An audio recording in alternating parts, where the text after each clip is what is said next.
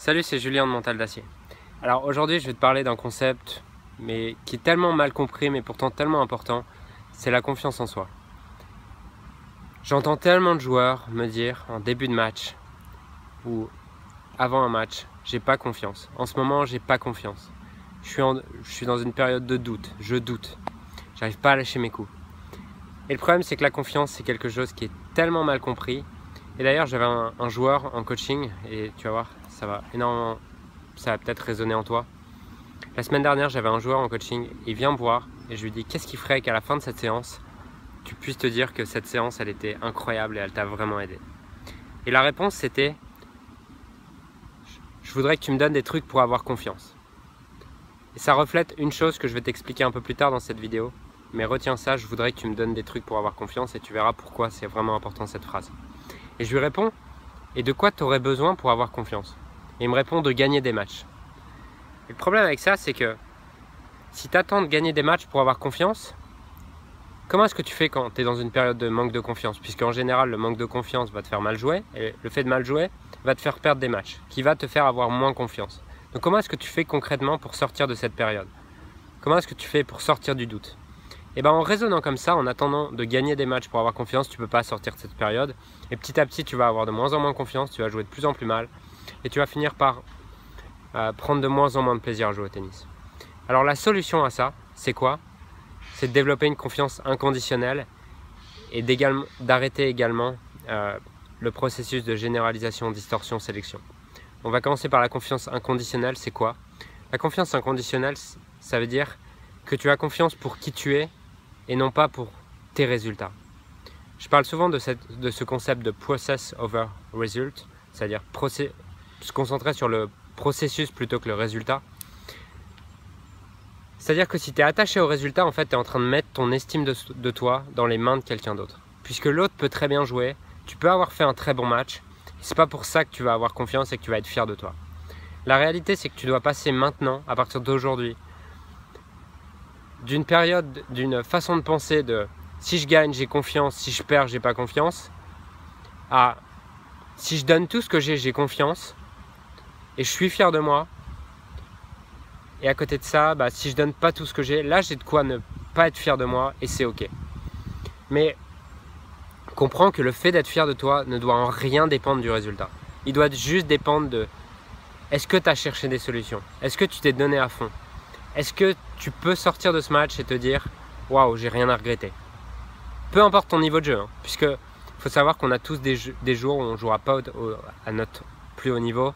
J'avais déjà d'ailleurs un entraîneur qui nous disait que en gros, en tant que joueur de tennis, tu allais jouer 3 à 5 matchs par an sur une moyenne de 50 à 80 matchs à ton meilleur niveau. Le reste du temps, tu dois gagner en trouvant des solutions. Et à partir du moment où tu sais ça, ça te permet de ne plus te frustrer quand tu commences à mal jouer. Et souvent, il y a ce fantasme de croire que les jours où tu joues super bien à l'entraînement, ça doit être tout le temps comme ça que tu joues. Mais non, c'est comme si tu tires un dé si tu joues au dé et que tu lances le dé et tu as un 6 qui apparaît. Et tu sais que le 6, tu vas l'avoir en général une fois sur 6. Et tu vas pas te frustrer quand tu auras un 3 ou un 4. Et c'est pareil avec ton tennis. Il faut savoir que tu vas jouer 3 à 5 matchs qui seront super dans l'année. Et le reste du temps, tu vas devoir gagner en trouvant des solutions. Ok? Donc, développe une confiance inconditionnelle. C'est-à-dire que tu vas arrêter de te répéter un discours de merde dès que tu joues mal. Puisque souvent, le manque de confiance, c'est même pas un manque de confiance, c'est juste toi qui t'attribues ce manque de confiance. Et à partir du moment où tu te l'attribues, ce manque de confiance, tu le crées. C'est comme ça que ça marche. Si tu arrives en te disant j'ai pas confiance en ce moment, forcément tu vas arriver stressé et tu vas pas réussir à te libérer en match. Alors que en développant cette confiance inconditionnelle qui est j'ai confiance, de dire j'ai confiance, peu importe le résultat, et j'aime bien d'ailleurs cette expression de Ronan Lafay dans le livre Soyez pro, c'est même pas j'ai confiance, c'est je me fais confiance. Donc fais-toi confiance à partir d'aujourd'hui et un des meilleurs moyens pour ça, c'est de changer le processus de généralisation, distorsion, sélection que tu utilises tout le temps sans même t'en rendre compte. Je t'explique ce que c'est. En fait, on ne se souvient pas de la réalité, on ne se souvient pas de ce qui s'est passé, on ne se souvient pas de notre niveau de jeu dans le match, on ne se souvient pas des points qu'on a perdus, qu'on a gagnés. On se souvient des sélections, généralisations et distorsions qu'on a fait par rapport à ce qui s'est passé dans ce match. Par exemple, une généralisation, c'est quoi? C'est dès que je perds le premier set, je joue mal dans le deuxième set.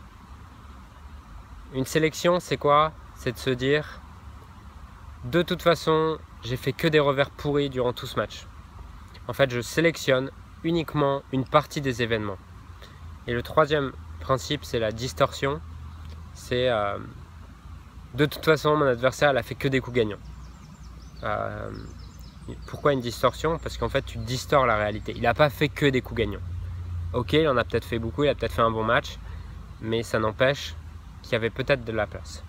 Bref, ce processus de généralisation, distorsion, sélection, c'est lui qui va créer tes croyances.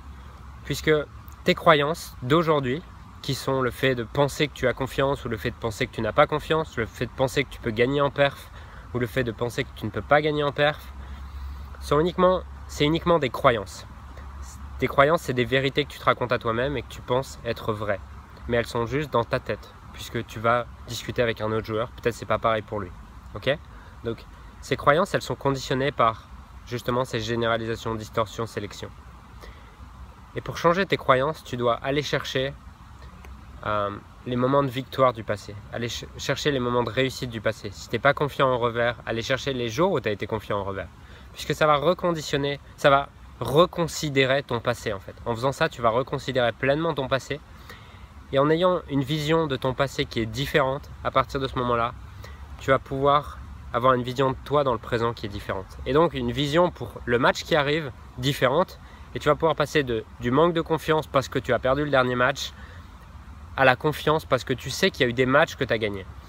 Et un autre moyen, c'est de se demander, si là tu es en période de doute actuellement, c'est de te demander quels sont les moments dans le passé où j'avais pas confiance et finalement j'ai réussi à retrouver la confiance. Comment est-ce que j'ai fait?